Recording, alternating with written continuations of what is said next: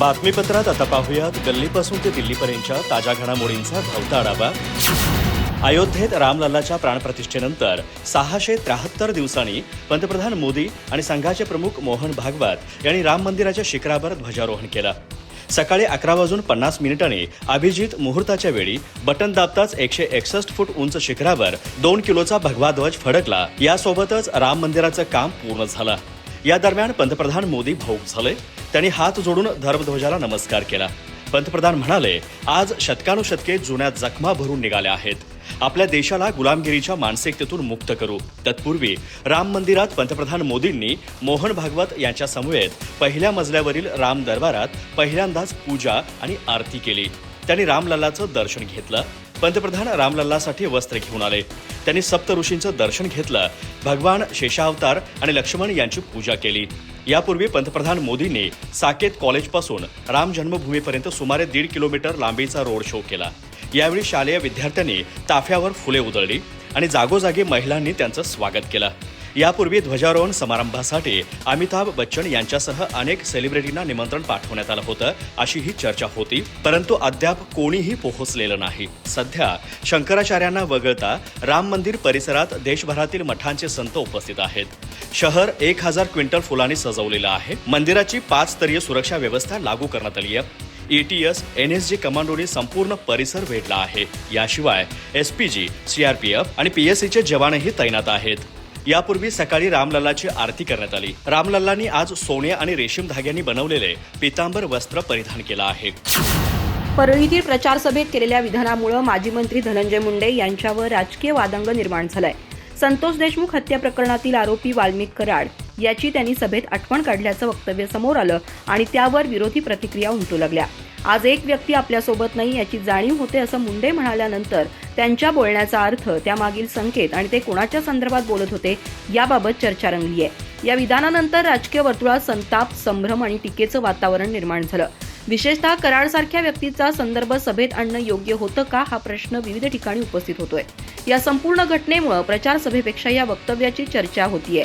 दरम्यान धनंजय मुंडे यांच्या वक्तव्यावरून मराठा आरक्षण आंदोलनाचे नेते मनोज जरांगे पाटील यांनी अत्यंत कठोर प्रतिक्रिया दिली।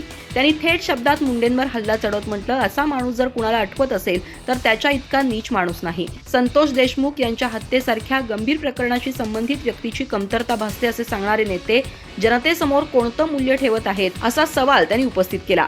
जरांगे म्हणाले की गुंडगिरी, जमिनी बळकावणे, लोकांना त्रास देणे, टोळ्या वाढवणे अशी कामं करणाऱ्या व्यक्तीचं समर्थन कुणी करत असेल तर त्यांच्यावर जनतेनं विश्वास कसा ठेवायचा।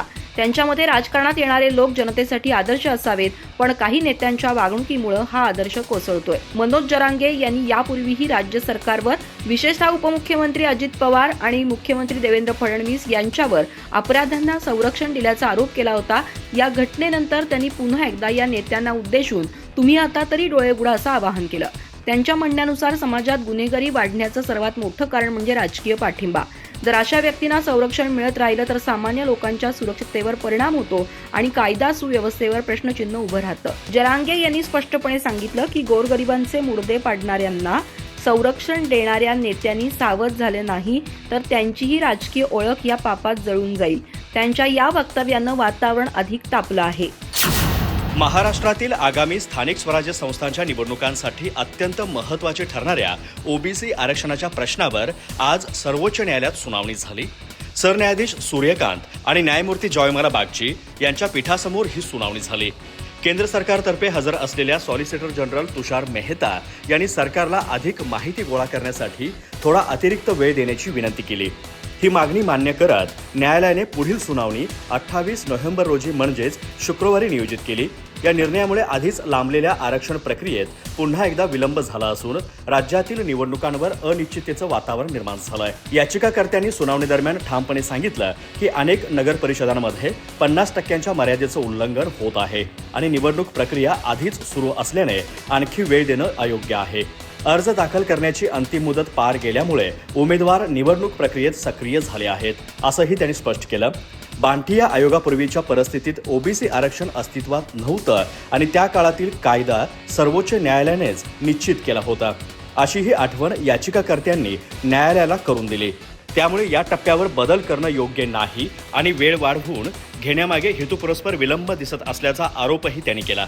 दरम्यान निवडणूक आयोगानेही सुनावणीत बाजू मांडताना सांगितलं, न्यायालयाने जर आज कोणताही निर्णय दिला तर आयोगाला नव्या आरक्षण वर्गवारीनुसारच पुढील प्रक्रिया करावी लागेल. त्यामुळे स्पष्ट निर्देश मिळणं आवश्यक असल्याचं त्यांनी नमूद केलं. सरन्यायाधीश सूर्यकांत यांनी स्पष्ट केलं की निवडणुका केवळ न्यायालयाने दिलेल्या अंतिम आदेशानुसारच पार पडतील आणि कोणतीही तातडीची भूमिका आज जाहीर करणं शक्य नाही. अखेर न्यायालयाने सर्वांचे मुद्दे ऐकून सुनावणी शुक्रवारी दुपारी 12 वाजता ठेवली आणि तोपर्यंत सर्व पक्षकारांनी संबंधित माहिती तसेच आवश्यक कागदपत्रे सादर करावीत असे निर्देश दिले. आता शुक्रवारी होणाऱ्या सुनावणीकडे राज्याचे राजकीय वातावरण आणि प्रशासनाचं लक्ष लागलं आहे. ठाणे शहरातील पोखरण रोड नंबर 2 परिसरात 2 दिवसांपूर्वी घडलेल्या किरकोळ वादानं अखेर गंभीर रूप धारण केलं. गांधीनगर येथील अनिल वाईन समोर रिक्षा लावण्यावरून सुरू झालेला वाद काही क्षणातच राजकीय रंग घेत गेला. या वादादरम्यान उत्तर प्रदेशातील शैलेंद्र संतोष यादव या रिक्षा चालकानं मनसे अध्यक्ष राज ठाकरे आणि ठाणे पालघर जिल्हाध्यक्ष अविनाश जाधव यांच्या विरोधात अयोग्य, अश्लील आणि आक्षेपार्ह भाषा वापरल्याचा व्हिडिओ सोशल मीडियावर मोठ्या प्रमाणात व्हायरल झाला. त्या व्हिडिओमुळे ठाण्यात संतापाची लाट उसळली आणि मनसे कार्यकर्ते तत्काळ घटनास्थळी धावले. परप्रांतीय रिक्षा चालकानं केलेल्या वक्तव्यामुळे तणाव वाढण्याची परिस्थिती निर्माण झाली होती. व्हिडिओ व्हायरल झाल्यानंतर मनसेकडून तातडीनं पोलीस ठाण्यात धाव घेत आरोपी विरोधात कारवाईची मागणी करण्यात आली. पोलिसांनीही तत्परता दाखवत शैलेंद्र यादवला ताब्यात घेतलं. मात्र त्याला ताब्यात घेतल्यानंतर मनसे कार्यकर्त्यांचा आक्रमक पवित्रा कायम राहिला. पोलीस स्टेशनमध्येच त्याला मनसे कार्यकर्त्यांनी मारहाण केल्याची माहिती पुढे आली. स्वतः अविनाश जाधव यांनीही हा प्रकार सार्वजनिकपणे मान्य केला. त्यांच्या म्हणण्यानुसार जो कोणी राज ठाकरे यांच्या विरोधात बोलण्याची हिंमत करेल तो कोणत्याही ठिकाणी लपला तरी मनसे त्याला योग्य धडा शिकवेल असा इशाराही त्यांनी दिला. या संपूर्ण घटनेमुळे ठाण्यातील वातावरण काही काळ तणावपूर्ण बनलं होतं. दरम्यान ताब्यात घेतल्यानंतर दुसऱ्याच दिवशी या रिक्षा चालकाची भूमिका पूर्णपणे बदलली. व्हिडिओमधील कृत्य चुकीचं असल्याची कबुली देत तो पोलीस स्टेशनमध्येच हात जोडून माफी मागताना दिसला. एवढंच नव्हे तर त्यानं कान धरून उठाबशा काढत केलेल्या वक्तव्याबाबत खेद व्यक्त केला. त्यानं सांगितलं की तो दारूच्या नशेत होता आणि त्यावेळी नशेमुळे त्याच्या तोंडून चुकीचे शब्द बाहेर पडले. मी रिक्षा चालवणारा साधा माणूस आहे, घर चालवण्यासाठी मेहनत करतो. अशा प्रकारची चूक पुन्हा कधीच होणार नाही असंही तो व्हिडिओ संदेशात म्हणतोय. त्याच्या या भूमिकेमुळे परिसरातील तणाव काही प्रमाणात शमला. भाजपचे ज्येष्ठ नेते तथा राज्याचे महसूल मंत्री चंद्रशेखर बावनकुळे यांनी महाराष्ट्रात सर्वत्र मतदार याद्यांमध्ये दुबार नावे असल्याचा दावा केलाय. राज्यात सर्वत्र मतदारांची दुबार नावे आहेत. हा प्रश्न SIR अर्थात मतदार याद्यांचे विशेष गहन पुनर्निरीक्षण होत नाही तोपर्यंत सुटणार नाही असंही ते म्हणाले. विरोधकांनी या मुद्द्यावर सरकार आणि राज्य निवडणूक आयोगावर टीकेची झोड उठवली असताना बावनकुळे यांनी हे विधान केलं आहे. हे विशेष. राज्यात गत काही महिन्यांपासून मतदार याद्यांमधील मतदारांच्या दुबार नावावरूनच चांगलं रान पेटलं आहे. विरोधी पक्षांनी विशेषतः काँग्रेस आणि शिवसेना ठाकरे गटाने या प्रकरणी महायुती सरकार आणि राज्य निवडणूक आयोगावर टीकेची झोड उठवली आहे. भाजप याच दुबार मतदारांच्या मदतीने सातत्याने केंद्र आणि राज्यात सत्तेत येत असल्याचा आरोप त्यांनी केला. या पार्श्वभूमीवर मंत्री चंद्रशेखर बावनकुळे यांनी राज्यात सर्वत्र दुबार मतदार असल्याचा दावा केला. तसेच हा प्रश्न SIR होईपर्यंत सुटणार नसल्याचंही त्यांनी स्पष्ट केलं. चंद्रशेखर बावनकुळे मंगळवारी येथे पत्रकारांशी बोलताना म्हणाले, दुबार नावे सर्व महाराष्ट्रात आहेत, नागपुरात आहेत, प्रत्येक मतदारसंघात आहेत. ते रोज ॲडिशन होत असतात. डिलिशनची प्रक्रिया फार कमजोर असल्यामुळे किंवा करत नसल्यामुळे हे ॲडिशन होत असतं. व्यक्ती जिकडे राहायला गेला तिकडे नाव त्यांच्या यादीत टाकलं जातं. त्यामुळे जोपर्यंत SIR होत नाही तोपर्यंत ही दुबार नावे निघणार नाहीत. पण दुबार नावे असली तरी संबंधितांना एकच मतदान होऊ शकतं. आपण मतदानाला जातो तेव्हा निवडणूक अधिकारी आपल्या बोटाला शाई लावते. त्यामुळे एकच मतदान होतं. या प्रकरणी एकच मतदान व्हावं असंही मला वाटतं. अजित पवार हे जबाबदार नेते आहेत, पण प्रत्येकानं बोलताना तारतम्य बाळगलं पाहिजे. माझ्यासारखी कार्यकर्ता अजित पवारांना काय सांगणार असं भाजपच्या नेत्या चित्रा वाघ यांनी म्हटलंय. अजित पवार राज्याचे उपमुख्यमंत्री आहेत. मी त्यांच्यासोबत काम केलंय. त्यामुळं सर्वच कार्यकर्ते आणि नेत्यांनी तारतम्य ठेवून बोललं तर ते जास्त बरं राहील. आमदार चित्रा वाघ म्हणाल्या की प्रचार सभांमध्ये कोण काय म्हणते हे काही महत्त्वाचं नाही.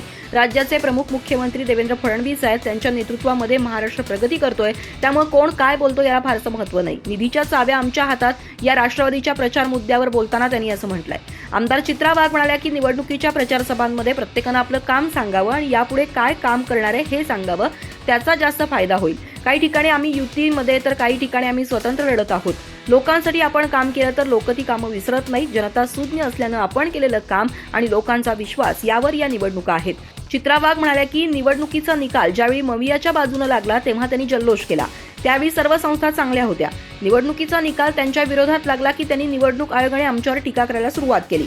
लोकसभेला आम्ही कमी पडलो तेव्हा आमच्या कोणत्या नेत्यानं असं वक्तव्य केलं? आम्ही आत्मचिंतन करत कुठं कमी पडलो हे शोधत चुका सुधारल्या आणि विधानसभेला निवडून आलो. ज्या मतदार याद्यांवर विरोधक आक्षेप घेत आहेत त्याच मतदार याद्यांनुसार लोकसभेची निवडणूक झाली आणि हे निवडून आलेत.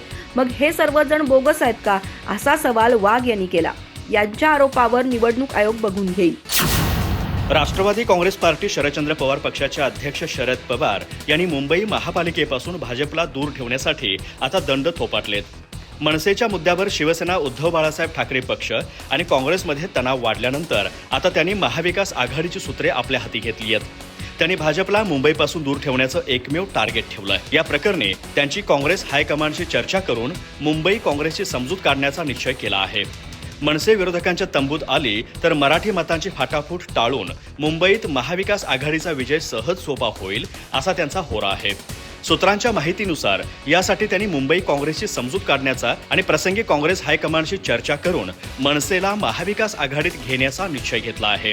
मनसे विरोधकांच्या तंबूत आली तर मराठी मतांची फाटाफूट टळून मुंबई महाविकास आघाडीचा विजय सहज सोपा होईल असा त्यांचा होरा आहे. मुंबई काँग्रेसने मुंबई महापालिकेची निवडणूक स्वबळावर लढवण्याची घोषणा केली आहे. ठाकरे गटाने मनसेला सोबत घेताना आपल्याला विश्वासात घेतलं नाही असा त्यांचा आरोप आहे. विशेषतः गरिबांना मारझोड करणाऱ्या मनसेसोबत आम्ही जाणार नाही, काँग्रेसच्या विचारात असे प्रकार बसत नाहीत असा त्यांचा आरोप आहे. या मुद्द्यावर ठाकरे गट आणि काँग्रेसमध्ये राजकीय अंतर वाढलंय. परिणामी मुंबई महापालिका निवडणुकीच्या ऐन तोंडावर महाविकास आघाडीत फूट पडण्याची भीती निर्माण झाली आहे. त्यामुळे शरद पवारांनी या वादावर पडदा टाकून विरोधकांची वज्रमूठ बांधण्याचा निर्णय घेतला आहे. महाराष्ट्रातील स्थानिक स्वराज्य संस्थांच्या निवडणुका जसजशा जवळ येत आहेत तसतसे राज्याच्या राजकारणात घराणेशाहीचा मुद्दा पुन्हा एकदा गाजू लागलाय. अनेक वर्षांपासून सुरू असलेली ही परंपरा आता अधिकच खोलवर रुजली असल्याचं या निवडणुकीत स्पष्ट दिसून येत आहे. कोणताही पक्ष असो, उमेदवारीच्या वाटपात सामान्य कार्यकर्त्यांपेक्षा नेत्यांच्या घरातील सदस्यांना अधिक प्राधान्य दिल्याचं वास्तव लपलेलं नाही.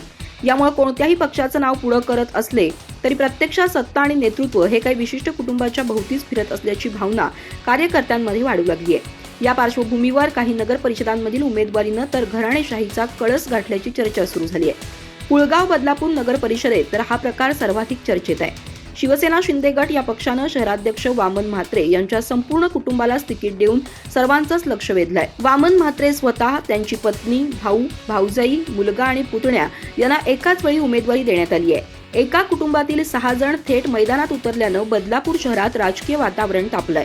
कार्यकर्त्यांच्या नाराजीपासून ते जनतेच्या चर्चेपर्यंत या निर्णयाचे पडसाद उमटतायत. 2015 मध्येही म्हात्रे कुटुंबातील 4 जणांना तिकीट मिळालं होतं.